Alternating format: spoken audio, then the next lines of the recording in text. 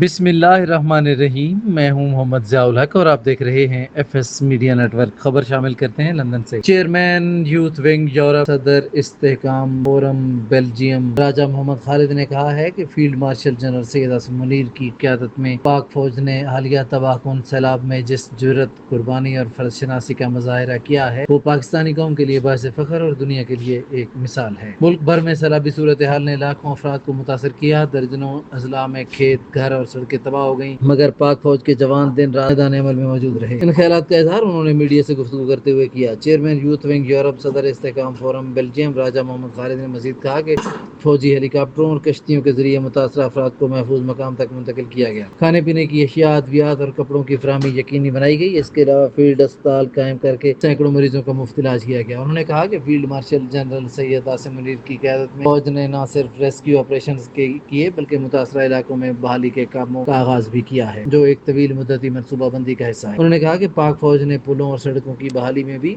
اہم کردار ادا کیا تاکہ متاثرہ علاقوں کا رابطہ بحال ہو سکے۔ ان کا کہنا تھا کہ یہ سب کچھ اس وقت ممکن ہوا جب پوری قوم کو ایک مؤثر اور مضبوط قیادت کی ضرورت تھی۔ انہوں نے کہا کہ پاک فوج کے جوانوں کی قربانی اور خدمات کو دنیا بھر میں سراہا جانا چاہیے۔ انہوں نے دنیا بھر میں مقیم پاکستانی کمیونٹی سے بھرپور مطالبہ کیا ہے کہ وہ متاثرہ خاندانوں کی مالی امداد کرے اور بحالی کے عمل میں حکومت اور پاک فوج کے ساتھ تعاون کرے۔ انہوں نے عالمی برادری سے اپیل کی کہ پاکستان کو درپیش قدرتی آفات میں فوری مدد فراہم کی جائے تاکہ متاثرین کی زندگیوں کو دوبارہ معمول پر لایا جائے۔ انہوں نے کہا کہ فیلڈ مارشل جنرل سید حسن منیر کی قیادت میں پاک فوج کا یہ کردار تاریخ میں سنہری حروف سے لکھا جائے۔ سبسکرائب کیجیے F S media network اور دیکھتے رہیے تازہ ترین تبصرے اور خبریں۔